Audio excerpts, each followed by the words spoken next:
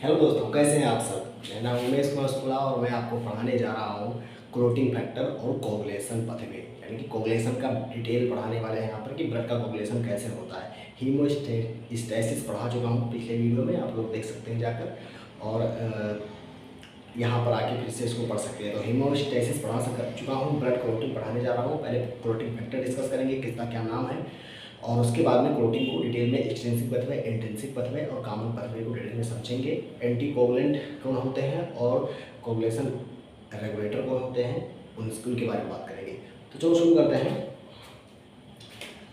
Coagulation factor,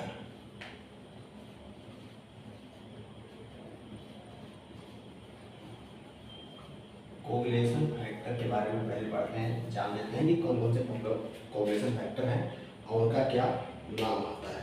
जो पहला coagulation factor है उसका है फाइब्रिनोजन। इसको रोमन लेटर में लिखते हैं तो फर्स्ट, ठीक है, फाइब्रिनोजन। दूसरा होगा प्रोथ्रोम्बिन, प्रोथ्रोम्बिन। तीसरा है टिश्यू थ्रोम्बोप्लास्टिन, कह दो सिर्फ केवल थ्रोम्बोप्लास्टिन कह दो, टिश्यू थ्रोम्बोप्लास्टिन। फोर्थ नंबर पे आपका होगा कैल्शियम। ये कैल्शियम बहुत ही काम होता है, ठीक है, काम होता है।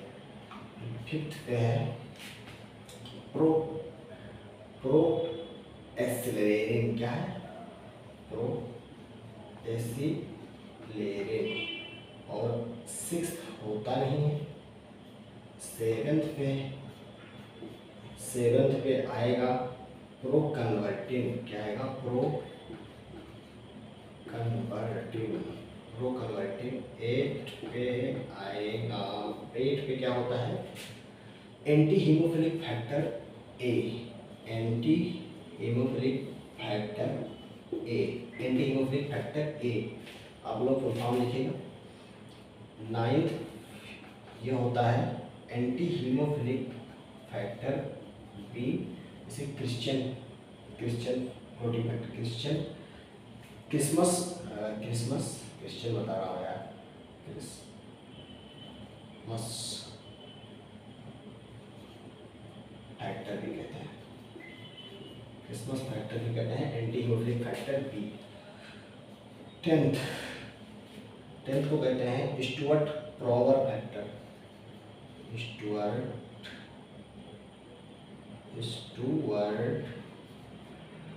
प्रॉवर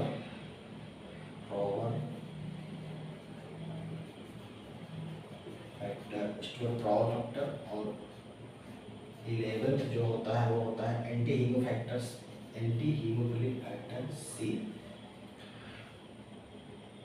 11th के बारे में हो गया। 12th जो होता है वो होता है हैगमैन फैक्टर, कौन होता है, हैगमैन फैक्टर, हैगमैन फैक्टर। और 13th बाद में लिख देते हैं, इनका देखो, अगर डिफिशियंसी होगा, अगर इनका डिफिशियंसी होगा तो डिजीज कंडीशन होता है, ठीक है।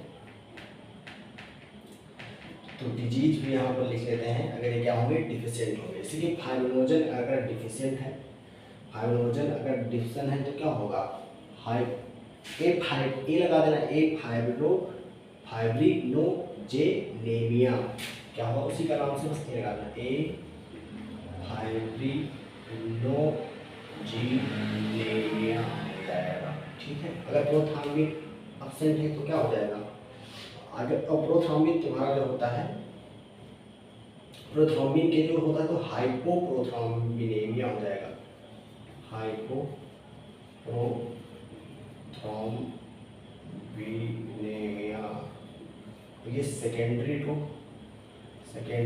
विटामिन के डिफिशियंसी होता है, ठीक है, सेकेंडरी टू विटामिन के डिफिशियंसी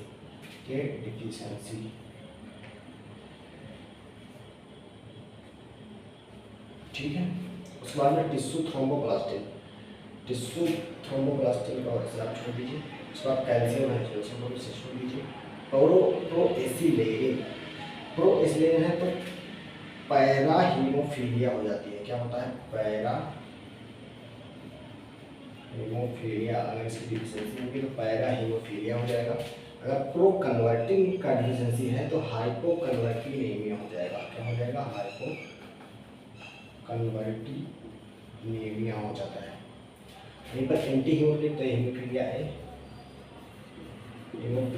ए, ये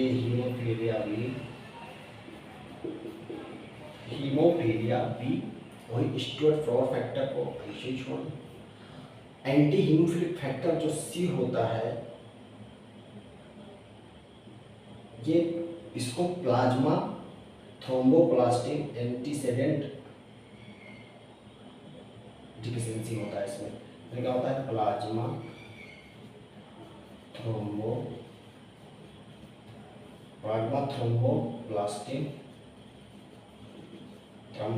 thromboplastin antecedent deficiency.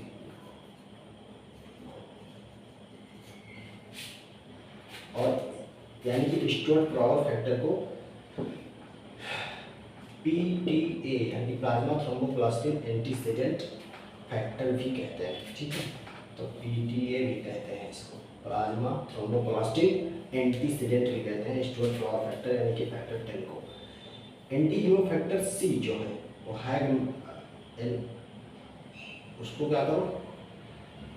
Anti haemophilic factor सी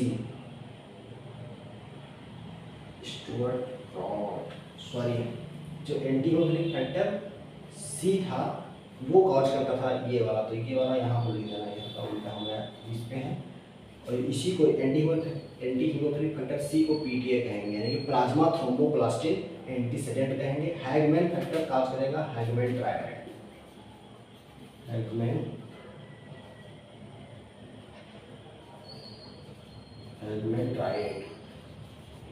ट्रायड कॉज करेगा। अब एक बचा जो है तुम्हारा फैक्टर 13। फैक्टर 13 को कहते हैं फाइब्रिन स्टेबलाइजिंग फैक्टर। क्या कहते हैं? Fibrin stabilising factor. फाइब्रिन को स्टेबलाइज करेगा, फाइब्रिन स्टेबलाइजिंग फैक्टर। तो ये तुम्हारे नाम हो गए फैक्टर फर्स्ट। क्या हो जाएगा? फैक्टर फर्स्ट आंसर क्या आएगा? फाइब्रिनोजन, उसका प्रोथ्रोम्बिन, थर्ड है टिश्यू थ्रोम्बोप्लास्टिन, उसका फोर्थ कैल्शियम होगा। फिफ्थ पे तुम्हारा आ जाएगा प्रोएस्लेरिन, उसके बाद प्रो कन्वर्टिंग तुम्हारा प्रो कन्वर्टिंग हो गया 7th। उसके बाद में हीमोफिलिक फैक्टर A B, उसके बाद में आ जाएगा स्टुअर्ट फ्लॉवर, उसके बाद में एंटी हीमोफिलिक फैक्टर फिर से C, और उसके बाद एंटी हीमोफिलिक फैक्टर C, उसके बाद हैगमैन फैक्टर, और लास्ट में क्या है? Fibrin stabilising factor. तो क्या क्या हो गया देखो याद करने, ऐसे एक नहीं तो बार पढ़ेंगे तो याद हो जाएगा। फाइब्रिनोजन पहला, दूसरा होगा प्रोथ्रोम्बिन, तीसरा होगा टिश्यू थ्रोम्बोप्लास्टिन, चौथा होगा कैल्शियम +2, और पांचवा होगा प्रोएस्लेरिन। कितना पाँच हो गया? प्रोएस्लेरिन, और छठवा होता नहीं है, सातवां होगा प्रो कन्वर्टिंग, आठवां होगा हीमोफिलिक फैक्टर A, उसके बाद haemophilic factor B, Stuart flower factor, और उसके बाद में स्टुअर्ट फ्लॉवर के बाद में तुम्हारा एंटी हीमोफिलिक फैक्टर C, उसके बाद में आएगा फैक्टर जो 12th था, और 12th फैक्टर को क्या कहते थे? Hageman factor. और 13th पे क्या है? Fibrin stabilising factor. तो ये तुम्हारे हो गए 13 फैक्टर, इसमें से एक नहीं है 6, यानी कि टोटल 12 फैक्टर है। अब हम चलते हैं पढ़ने कोगुलेशन पथवे, या फिर कोगुलेशन कैसे होता है। कोगुलेशन पथवे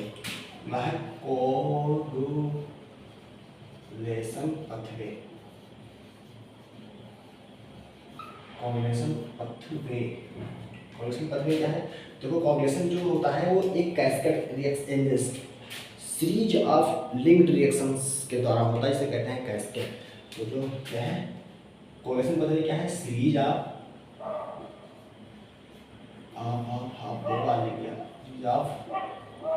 लिंक्ड रिएक्शन, इसे कहते हैं क्या? कैस्केड। और ये पॉजिटिव फीड द्वारा होता है, पॉजिटिव फीडबैक होता है इसमें, यानी कि जो फैक्टर होंगे एक दूसरे को स्टिमुलेट करते रहेंगे और जो बनेगा वो पीछे वाले करेगा, फिर उसके बाद ऐसे मतलब एक दूसरे को मतलब जो नीचे बनता रहेगा वो दूसरे को स्टिमुलेट करता रहेगा और पॉजिटिव फीडबैक के अनुसार ये बढ़ता जाएगा कैस्केड में, सीरीज में बढ़ता जाएगा। तो इसलिए सीरीज ऑफ ब्लेड रिएक्शन को कैस्केड कहते हैं और कैस्केड कंट्रोल किसके होता है, पॉजिटिव फीडबैक के, पॉजिटिव फीडबैक से कंट्रोल होता है। अगर एक बार ये स्टार्ट हो गया तो एक बार जो स्टार्ट हो गया उसके बाद इसको किसी चीज़ की आवश्यकता नहीं होती है, ये अपने आप स्टिमुलेट होता रहेगा, यानी कि पॉजिटिव फीडबैक मिलता रहेगा इसको।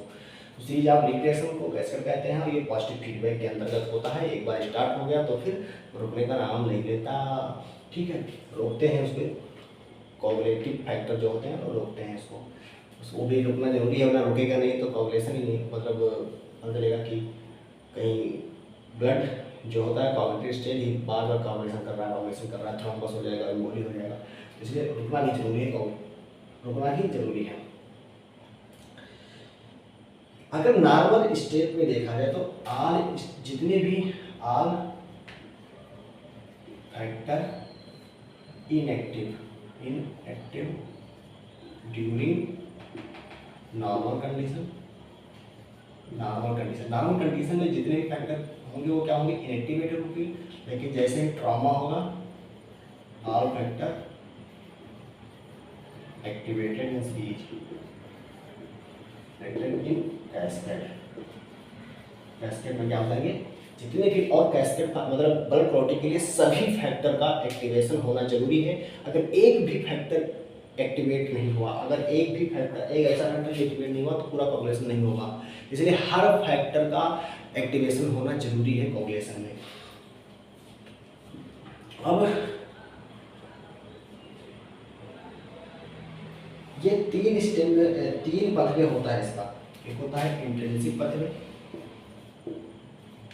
इंट्रिंसिक, एक्सट्रिंसिक और कॉमन पथवे, तीन पथवे होता है। इंट्रिंसिक क्या होता है कि जब ट्रॉमा ब्लड में हुआ है, ट्रॉमा टू ब्लड और exposure of blood to collagen, exposure of blood to collagen से ब्लड क्या करेगा, एक्सपोज कर जाएगा तो प्लेटलेट एग्रीगेशन होने लगेगा और फिर से ब्लड कोगुलेशन का स्टेप स्टार्ट हो जाता है। तो ये इंट्रिंसिक पथवे में होता है। इंट्रिंसिक पथवे में तुम्हारे जो फैक्टर होते हैं वो होते हैं 12th, intrinsic 12th, 9th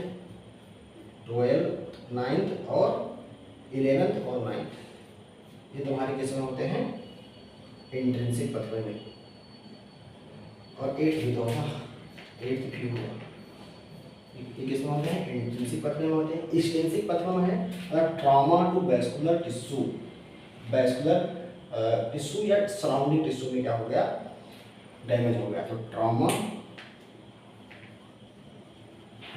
to vascular wall of blood vessel, vascular wall and surrounding tissue, इसके कारण एक्सटेंसिव पथवे एक्टिवेट होगा। और एक्सटेंसिव पथवे में तुम्हारे दो फैक्टर हैं, फैक्टर 3rd एंड 7th, तो आपको फैक्टर ध्यान रखना है, और इंटेंसिव और एक्सटेंसिव है। कॉमन में जो फैक्टर आएगा वो आएगा फैक्टर नंबर 4 कैल्शियम वाला, फैक्टर नंबर 2 यानी कि prothrombin, factor number 10 Hageman factor number 10 कौन था, स्टुअर्ट ब्रगर फैक्टर था, क्या था, स्टुअर्ट ब्रगर ना कि हैगमैन, ठीक है, स्टुअर्ट ब्रगर फैक्टर 10। और होगा फैक्टर 5 क्या था, प्रोएसिलेरिन, ठीक है, और फैक्टर 1 यानी कि फाइब्रिनोजन, ये तुम्हारा कॉमन पथवे में होगा। और दोनों पथवे के लिए कॉमन कौन होगा, ये फैक्टर, और ये सब फैक्टर क्या है जो अलग अलग, जैसे कि 12, 11, 9, 8 इंट्रिंसिक में है, 3 और 7 इसमें है एक्सटेंसिक में। अब इनका हम देखते हैं कि कैसे आखिर एक्टिवेशन और इनएक्टिवेशन होता है इन फैक्टर का। अब मान लो इंजरी जैसे हुआ मान लो पहला पढ़ा जा रहा है, हम पढ़ जा रहे हैं पहला जो है पथवे वो इंट्रिंसिक पथवे, पहला पथवे पढ़ जा रहे हैं इंट्रिंसिक पथवे, इंट्रिंसिक पथवे पढ़ने जा रहे हैं। इंट्रिंसिक पथवे में क्या होगा, इंट्रिंसिक पथवे में जो हुआ ब्लड एक्सपोज कर गया कोलेजन से, या ब्लड में इटसेल्फ कोई डैमेज हो गया, ब्लड में ही कुछ डैमेज हो गया, तो क्या होगा, जो इंट्रिंसिक पथवे है वो एक्टिवेट हो जाएगा। क्या होगा, टिश्यू प्रोथ्रोम्बिन, टिश्यू में जो थ्रोम्बोप्लास्टिन है वो क्या होगा, रिलीज होगा और वो अगला आगे स्टेप करवाएगा एक्टिवेशन। तो इसमें क्या होगा,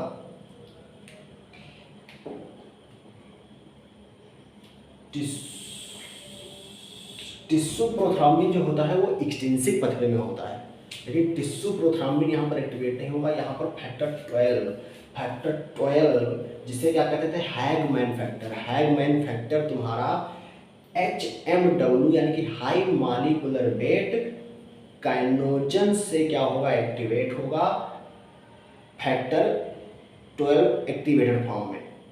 से प्री कैलिक्रेन भी कहते हैं HMW काइनोजन को, ठीक है। तो फैक्टर जो इसमें फैक्टर ट्रॉमा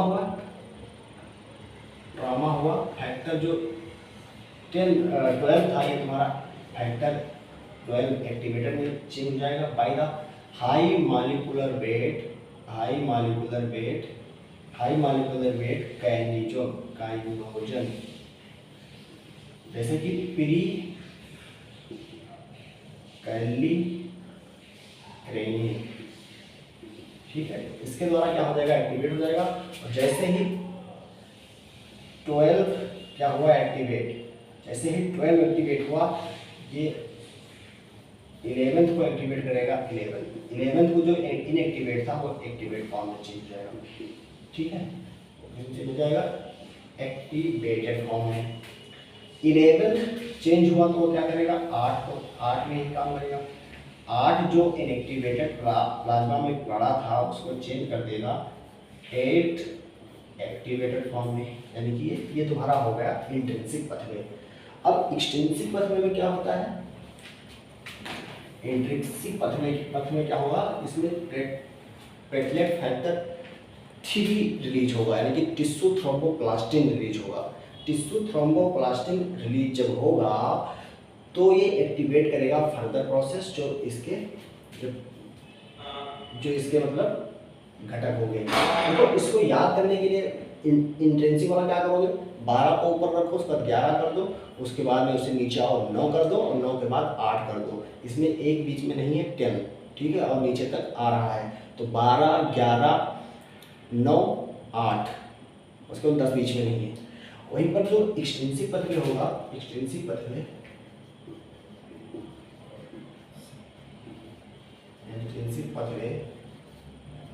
ये स्टार्ट कहाँ से होगा, ये होगा तुम्हारा टिश्यू ट्रॉमा होगा। जैसे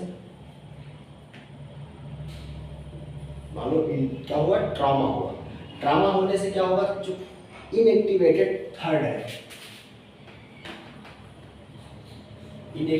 थर्ड प्रोटीन फैक्टर वो चेंज हो जाएगा एक्टिवेटेड यानी कि टिश्यू थ्रोम्बोप्लास्टिन। थर्ड क्या था, टिश्यू थ्रोम्बोप्लास्टिन, और टिश्यू थ्रोम्बोप्लास्टिन एक्टिवेटेड फॉर्म में हो गया। ये 7वें नंबर पे कौन था, प्रोकन्वर्टिन। क्या था, प्रोकन्वर्टिन। वो 7वें फैक्टर 7 को जो इनएक्टिवेटेड फॉर्म में था उसको क्या कर देगा, एक्टिवेट कर देगा। क्या कर देगा, एक्टिवेट कर देगा। अब ये जैसे एक्टिवेट हुआ और दोनों एक्सटेंसिव और इंटेंसिव पथ पर लगभग सिमल्टेनियस भी हो सकते हैं अगर इंजरी दोनों में हुआ, यानी कि वेस्कुलर वॉल में भी डैमेज होता है, ब्लड में भी डैमेज हो गया। तो अब कॉमन पथवे हम करेगा, क्या करेगा, कॉमन पथवे। अब यहाँ से मामला खत्म हुआ था एक्सटेंसिव का, अब शुरू हुआ कॉमन पथवे। कॉमन पथवे में तुम्हारा 10 एक्टिवेटेड में चेंज होगा, 5 एक्टिवेटेड में चेंज होगा। और जो ये दोनों होंगे ये इम्पॉर्टेंट होते हैं, ये तुम्हारा काम करते हैं प्रोथ्रोम्बिन एक्टिवेटर की तरह। प्रोथ्रोम्बिन एक्टिवेटर, प्रोथ्रोम्बिन एक्टिवेटर, यानी कि प्रोथ्रोम्बिन को थ्रोम्बिन में चेंज करने का काम करेंगे।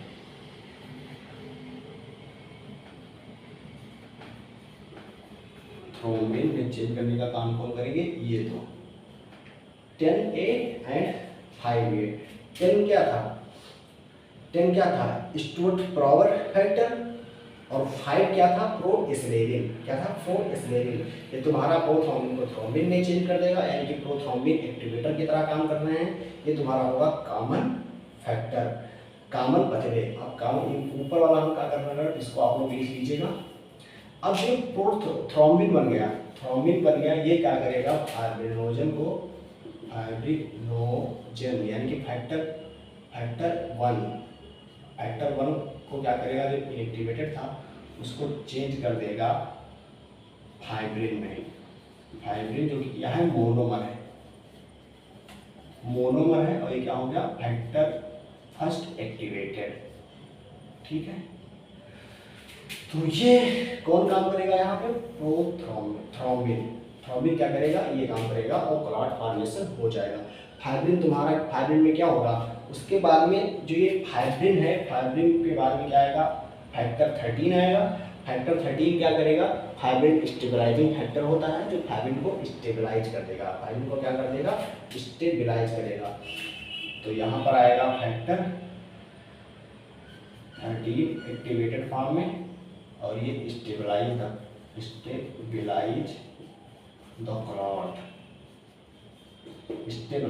क्लॉट को क्या कर देगा? स्टेबलाइज कर देगा, और हमारा क्लॉट बन गया, क्लॉट फॉर्मेशन हो गया। फैक्टर 13 क्या होता है? क्या था ये? स्टेबलाइजिंग फैक्टर था, क्योंकि फाइब्रिन स्टेबलाइजिंग फैक्टर था। Fibrin stabilising factor SF, fibrin stabilising factor था, जो फाइब्रिन को स्टेबलाइज कर दिया। Stabilise the clot, stabilise the fibrin. ठीक है, स्टेबलाइज द फाइब्रिन और क्लॉट फॉर्मेशन हो चुका है। अब कुछ विटामिन के डिपेंडेंट फैक्टर होते हैं, और विटामिन के डिफिशिएंट होने पर सीधा उन पर प्रभाव पड़ता है, तो उनके बारे में देख लेते हैं। विटामिन के डिफिशिएंट 2, 7 तो बहुत ही कॉमन होगा। 2, 7, 10 और 9 विटामिन और प्रोटीन सी और उसका कोफैक्टर प्रोटीन एस भी क्या होता है? विटामिन के डिपेंडेंट होता है। तो विटामिन के डिपेंडेंट फैक्टर कौन कौन होंगे? सेकंड कौन था? प्रोथ्रोम्बिन। ठीक है, सेकंड, और क्या था? 7 क्या था? Pro converting. 9 क्या था? क्रिश्चियन फैक्टर, यानी कि anti haemophilic factor C, anti haemophilic factor B होगा, एंटी हीमोफिलिक फैक्टर बी होगा, सी होगा, एंटी हीमोफिलिक फैक्टर बी होगा। और उसके बाद में 10 को क्या कहते हैं? Hageman factor. हैगमैन बाद में निकलता है स्टुअर्ट प्रॉवर फैक्टर। तो इनको क्या कर देगा? ये विटामिन के डिपेंडेंट फैक्टर होते हैं। क्या होते हैं? ये विटामिन के डिपेंडेंट फैक्टर होते हैं। ऐसे ही प्रोटीन सी एंड कोफैक्टर, और इसका कोफैक्टर प्रोटीन एस विटामिन के डिपेंडेंट होते हैं। और ये विटामिन के डिपेंडेंसी के बाद में हो गया, जो आगे उखड़ गया है, कोई बात नहीं। जो वारफेरिन होता है, वारफेरिन क्या है? ड्रग है। ठीक है, तो वारफेरिन एंटीकोगुलेंट के ड्रग की तरह काम करता है। वारफेरिन क्या करता है? एंटीकोगुलेंट ड्रग की तरह काम करता है। और क्यों काम करता है? क्योंकि ये जो विटामिन के डिपेंडेंट फैक्टर है उनको क्या कर देता है? इनहिबिट कर देता है। ये क्या करता है? गामा कार्बोक्सिलेशन करवाता है, जिसके कारण विटामिन के डिपेंडेंट फैक्टर्स क्या होते हैं, इनहिबिट हो जाते हैं। विटामिन के डिपेंडेंट फैक्टर्स क्या होते हैं, इनहिबिट हो जाते हैं और ये कोगुलेशन नहीं होने देता है। तो ये वारफेन काम कर सकता है as a anticoagulant, as anticoagulant. ठीक है, तो ये बात हो गया कुछ एंटी कोगुलेंट के बारे में। अब हम टेस्ट पढ़ते हैं जिससे हम एसेस कर सकते हैं कोगुलेशन पथवे को। थोड़ा पढ़ जाएगा टेस्ट, पढ़ जाएंगे test to assess coagulation पथवे।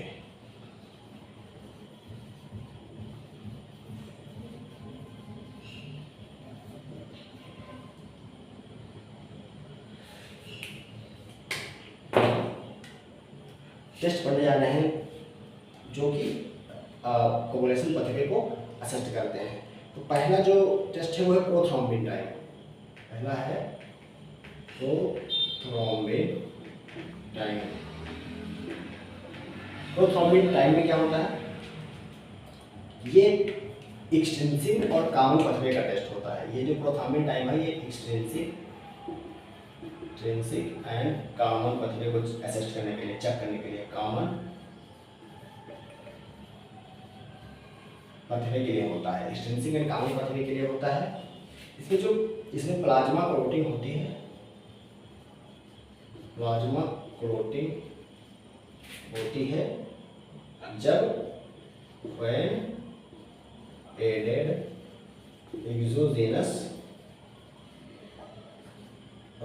exogenous tissue thromboplastin,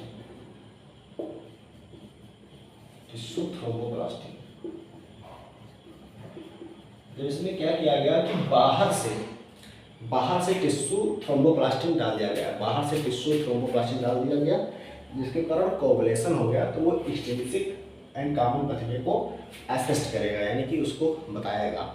अब जो जैसे कि एग्जांपल लेते हैं, brain extract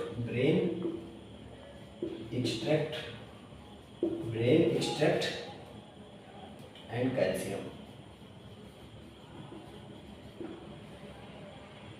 brain extract and calcium.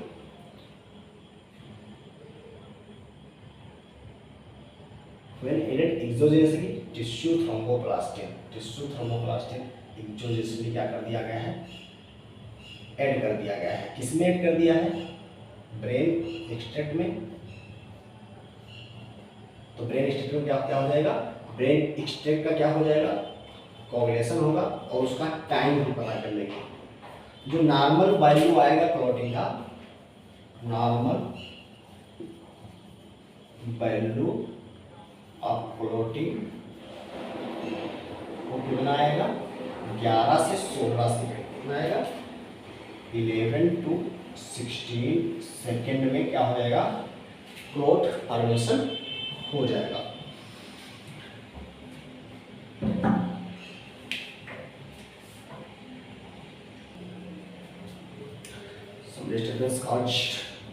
ठीक है, यहाँ पर हम कि नॉर्मल वैल्यू ऑफ क्लोटिंग कितना होता है, 11 से, नॉर्मल वैल्यू ऑफ क्लोटिंग कितना होता है, 11 से 16 सेकेंड में नॉर्मल वैल्यू ये था। उसके बाद में अगर हम प्रोलॉन्ग पीटी देखें कि पीटी जो प्रोथ्रोम्बिन टाइम था वो इंक्रीज हो गया, प्रोलॉन्ग प्रोथ्रोम्बिन टाइम, तो इस कंडीशन में डिजीज होगा। और डिजीज तुम्हारा माने कि कोगुलेशन डिफेक्ट होगा, और कोगुलेशन डिफेक्ट होगा और फैक्टर जो होगा 7, 5, 10 और फर्स्ट और सेकेंड। तो 7, 5, 10 फर्स्ट और सेकेंड। फर्स्ट को क्या कहते थे, फाइब्रिनोजन। सेकेंड फर्स्ट को क्या कहते थे, फाइब्रिनोजन। सेकेंड को कहते थे प्रोथ्रोम्बिन। 10 तुम्हारा था स्टुअर्ट फ्लावर फैक्टर, इस बार सही नाम था। 5 पे तुम्हारा था प्रो एसिलेरिन, और 7 पे क्या था, प्रो कन्वर्टिन। इस बार 10 वाला का नाम सही होगा, ठीक है। तो ये इसमें क्या होता है, डिफेक्ट होता है, और डिफेक्ट है तो कोगुलेशन नहीं हो पाएगा। कोई भी एक फैक्टर में अगर डिफेक्ट हो गया तो कोगुलेशन नहीं हो पाएगा, क्योंकि सभी फैक्टर के एक्टिवेशन होने के लिए, सभी फैक्टर का एक्टिवेशन होना जरूरी है, क्योंकि कैस्केड में काम कर रहे हैं। अगर एक भी कोई ईंट बीच से निकला तो पूरी दीवार गिर जाएगी, समझे। तो ये प्रोलॉन्ग पीटी हुआ। अब हम एक्टिवेटेड पार्शियल देखते हैं। एक्टिवेटेड पार्शियल प्रोथ्रोम्बिन जस्ट, अरे इसको भी जल्दी कर दो। चलो देखो, activated partial thromboplastin type, partial thromboplastin type, activated partial thromboplastin type APTT, इसको शॉर्ट फॉर्म में लिख दो। एक्टिवेटेड पार्शियल थ्रोम्बोप्लास्टिन टाइप में क्या होता है, एसएस करते हैं इसमें क्या करते हैं, एसएस इंट्रिंसिक, ये इंट्रिंसिक एंड कॉमन पथले के लिए होता है। तो कॉमन पथले दोनों में आ रहा है, कॉमन पथले दोनों में आ रहा है, और कॉमन का स्पेलिंग गलत हो जा रहा है। कॉमन इंट्रिंसिक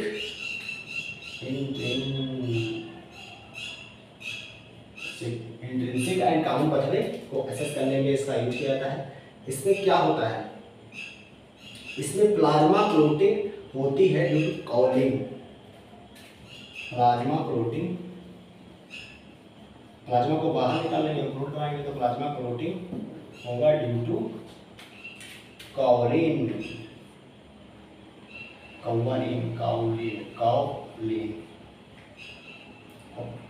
कॉलिन क्या करेगा, फैक्टर 8 को एक्टिवेट कर देगा, फैक्टर 12 को, सॉरी 8 बताओ, फैक्टर 12 को क्या करेगा, एक्टिवेट करेगा।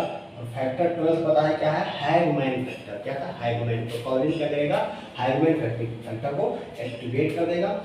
इसमें क्या होगा, सिफेलिन को भी ऐड करते हैं, इसमें सिफेलिन को भी ऐड करते हैं, सिफेलिन एडेड। अब सिफेलिन को ऐड कर रहे हैं तो कुछ काम करेगा, तो सर्व एज सब्स्टिट्यूट की तरह काम करता है। Finally Ca+2 added, finally Ca+2 को ऐड कर देते हैं, नॉर्मल वैल्यू किसका आता है, जो टाइम आता है, नॉर्मल वैल्यू कितना आता है क्लॉटिंग का, नॉर्मल वैल्यू आता है, ये कुछ ज़्यादा आता है, ये 26 से 40 सेकेंड। जो पहला पढ़ेंगे थ्रोम्बोप्लास्टिन टाइम, वो तुम्हारा आता था 11 से 16 सेकेंड, लेकिन ये 26 से 40 सेकेंड आ रहा है। और इसमें कोई डिफेक्ट होगा तो नॉर्मल चीज़ों से अलग हो जाएगा मामला। तो अगर क्या है, प्रोलॉन्ग्ड APTT है, प्रोलॉन्ग्ड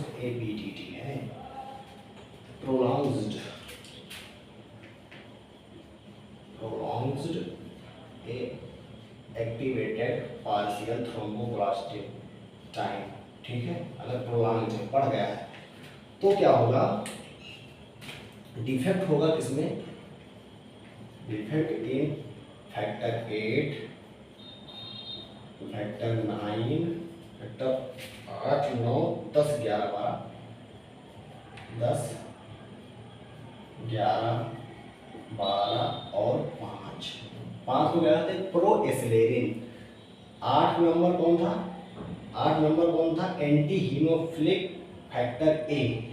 9 क्या था, क्रिसमस फैक्टर या anti haemophilic factor C, question को वही सी कहते थे ना, हाँ C। और 10th वाला तुम्हारा क्या होगा, 10th वाला होगा स्टुअर्ट प्रॉवर फैक्टर, फिर नहीं बोला। और फैक्टर 2 ये क्या है, 9 है ना, 11 होगा, फैक्टर 11। हाँ 8 हो गया, 9 हो गया, 10 हो गया, 11, 12, 5। 11 को क्या कहते थे, एंटी हीमोफिलिक C। और ये जो 9th वाला होगा उसे कहते हैं क्रिसमस फैक्टर या एंटी हीमोफिलिक फैक्टर B। ये B है और ये C है। देखो बार बार नाम कहने से याद होता है, बार बार भूल जाओगे, लेकिन बार बार कहोगे तो याद होगा। ये X क्या था, स्टुअर्ट प्रॉवर फैक्टर, 5 क्या है, प्रोएस्टेरेलिन है, और 12 क्या है, हैगमैन फैक्टर। तो इसमें क्या हो जाएगा, डिफेक्ट हो जाएगा। अगर प्रोलॉन्ग्ड एपीटीटी हो रहा है, प्रोलॉन्ग्ड एपीटीटी हो जाता है तो इसमें डिफेक्ट हो जाएगा, और डिफेक्ट होने पर प्लेटलेट काउंट जो होगा, प्लेट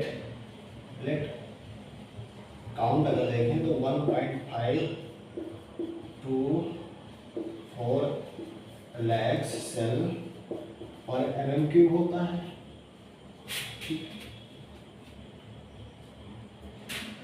फाइब्रिनोजन और जो ब्लीडिंग टाइम जानते हो कितना होता है, ब्लीडिंग टाइम क्या होता है और क्लॉटिंग टाइम क्या होता है, ये सब पहले पढ़ा चुका हूँ, ठीक है। तो यहाँ पर नॉर्मल बेस लिख दे रहा हूँ।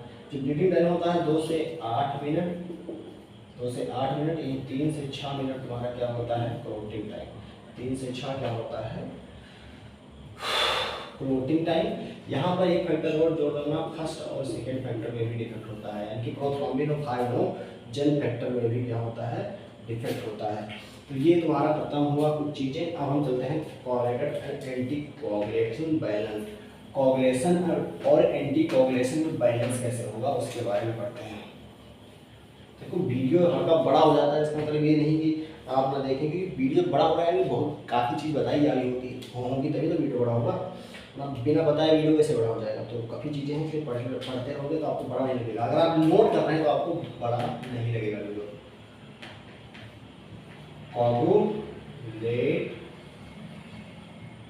Coagulation and anti coagulation balance. Coagulation and anti coagulation balanced होते हैं। क्या होता है, ये बैलेंस्ड होता है। बैलेंस नहीं हो तो क्या हो जाएगा, डिफेक्ट हो जाएगा। बैलेंस क्या होता है, बैलेंस होता है। Coagulation and anti coagulation stage क्या होता है, एक दूसरे के बैलेंस करते हैं। अगर हम एंटी कोआगुलेशन पथ में देखें, एंटी कोआगुलेशन पथवे,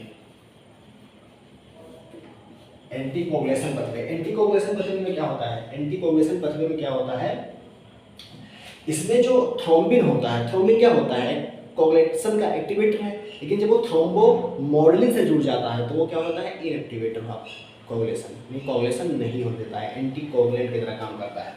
तो जब thrombin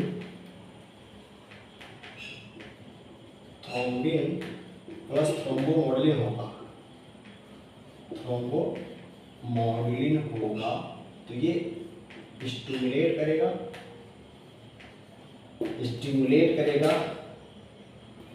protein C and S को। अब आपको पता है प्रोटीन सी और एस, प्रोटीन सी और प्रोटीन एस क्या है, विटामिन के डिपेंडेंट है। प्रोटीन सी का को फैक्टर होता है प्रोटीन एस, ठीक है, और ये क्या है, विटामिन के डिपेंडेंट है, ये ध्यान रखना। अब प्रोटीन सी और एस को कर दिए एक्टिवेट, तो ये इनएक्टिवेट कर देंगे फैक्टर 5 और 8 को। इनएक्टिवेट फैक्टर, प्रोटीन फैक्टर 5 यानी कि प्रोएस्टेरेलिन और 8 नंबर क्या होता है, anti haemophilic factor, anti haemophilic factor A, ठीक है, और प्रोएस्टेरेलिन का क्या कर देंगे, डिफेक्ट कर देंगे, उनको इनएक्टिवेट कर देंगे। इनएक्टिवेट कर देंगे तो क्लॉटिंग नहीं हो पाएगी। साथ में टिश्यू प्लाज्मिनोजन एक्टिवेटर को भी क्या करते हैं, स्टिमुलेट करते हैं। टिश्यू प्लाज्मिनोजन एक्टिवेटर को भी स्टिमुलेट करते हैं, और इससे होता है ये क्या करता है, प्लाज्मिन को चेंज कर देता है, सॉरी प्लाज्मिनोजन को चेंज करता है, प्लाज्मिन में, प्लाज्मिनोजन को चेंज कर देगा प्लाज्मिन में, और जिससे क्या होगा, फाइब्रोलाइसिस होगा, फाइब्रिनोलाइसिस के कारण फाइब्रोलाइसिस होगा, और जो क्लॉट था वो टूट जाएगा। तो ये काम करते हैं।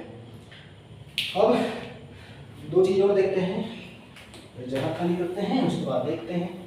भाई इतना ज़्यादा होता है ना कि लिखते रहो, तब भी वीडियो 1-1 घंटे का हो जाता है, 1-1 घंटे से ऊपर हो जाता है। अगर हम क्यों मतलब कहें कि हम क्यों समझाएंगे और लिखते रहें तो कम से कम 2-2 घंटे का वीडियो हो जाएगा ये। इसलिए लिखना और बोलना एकदम कॉन्स्टेंटली होना चाहिए, तभी 1 घंटे का लगभग वीडियो बनेगा, वरना बहुत बड़ा वीडियो हो जाता है।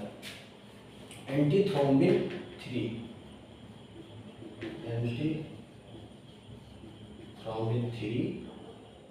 प्लस हिपेरिन, ठीक है। ये भी तुम्हारा क्या होता है, कोगुलेशन एंटी कोगुलेशन बैलेंसर होते हैं, यानी कि एंटी कोगुलेशन पाथवे फॉलो करते हैं। ये इनहिबिट किसको करते हैं, इनहिबिट करते हैं फैक्टर क्लोटिंग फैक्टर 9-10 यानी कि क्रिसमस फैक्टर बाद में आ रहा है, क्रिसमस फैक्टर और क्रिसमस फैक्टर को एंटी फैक्टर बी कहते थे, ठीक है। क्रिसमस फैक्टर ऐसे याद हो जाएगा पूरा देखोगे। और 10 नंबर को क्या कहते थे, जल्दी याद करो, 10 नंबर को कहते थे स्टुअर्ट ट्रोवर फैक्टर 10। और वहीं पर 11 को क्या कहते थे, 11 को याद करो क्या कहते थे, फैक्टर 11 को कहते थे एंटी हीमोफिलिक फैक्टर सी, यानी कि पीटीए का फुल फॉर्म क्या था, प्लाज्मा थ्रोम्बोप्लास्टिन एंटीसीडेंट, ठीक है, एंटीसीडेंट पीटीए। वहीं पर फैक्टर 12 को भी करेंगे, फैक्टर 12 क्या था, हैंगमैन फैक्टर। इसको क्या करेंगे, इनहिबिट करेंगे, इनहिबिटर होते हैं। अब एंटी कोगुलेशन रेगुलेटर, अब एंटी कोगुलेशन को भी रेगुलेट करना जरूरी है, वरना क्या होगा, regulator of anti coagulation regulator of anti coagulation, सही तो है। अगर एंटी कोगुलेशन को रेगुलेट करना है तो कुछ सब्सटेंस होनी चाहिए जो एंटी कोगुलेशन को भी कम कर दें, जिससे कोगुलेशन अच्छे से होता रहे, वरना कोगुलेशन स्टॉप हो जाएगा। तो कोगुलेशन को भी, एंटी कोगुलेशन को भी क्या करेंगे, रेगुलेट करने के लिए कुछ चीज़ें होती हैं, जैसे कि तुम्हारा प्लाज्मिनोजन एक्टिवेटर,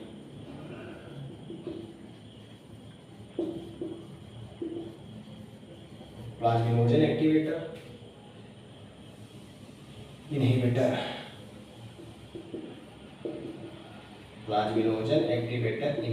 ये क्या करेगा, प्लाज्मिनोजन को इनहिबिट कर देगा, जिससे कोगुलेशन हो आसानी से होगा। वैसे अगला ही है तुम्हारा alpha 2 anti plasmin, alpha 2 anti plasmin, ये भी क्या करेगा, एंटी कोगुलेशन रेगुलेटर की तरह काम करता है, कि कोगुलेशन को बढ़ावा देगा। और साथ में थ्रोम्बिन एक्टिवेटर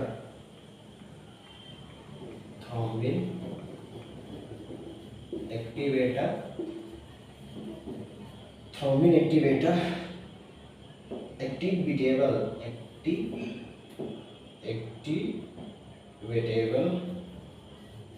थ्रोम्बिन एक्टिवेटेबल फाइब्रिनोलाइसिस इनहिबिटर, इसको शॉर्ट फॉर्म होगा TAFI। तो थ्रोम्बिन एक्टिवेटेबल फाइब्रिनोलाइसिस इनहिबिटर, ये तुम्हारा एंटी कोगुलेशन को रेगुलेट करने वाले फैक्टर होते हैं, यानी कि ये कोगुलेशन को कोगुलेशन को बढ़ावा देते हैं, कोगुलेशन में होने में हेल्प करते हैं। तो ये था coagulation factor and coagulation pathway, और उसका डिटेल डिस्कशन। देखो वीडियो हमेशा बड़ा हो जाता है, क्योंकि ज़्यादा चीज़ें बतानी होती है तो ज़्यादा टाइम लगता है। तो आप लोग परेशान मत होइए, अच्छे से पढ़ेंगे आप लोग तो उसको याद रहेगा, और सब चीज़ पढ़ना जरूरी है, इसलिए वीडियो हल्का लंबा हो जाती है। धन्यवाद। अगर वीडियो अच्छा लगा हो तो चैनल को लाइक जरूर कीजिएगा और सब्सक्राइब कीजिए चैनल को, और भी बहुत सारी वीडियो पड़े हैं उनको जाकर देखिए आप लोग और ज्ञान बढ़ाइए अपना। धन्यवाद।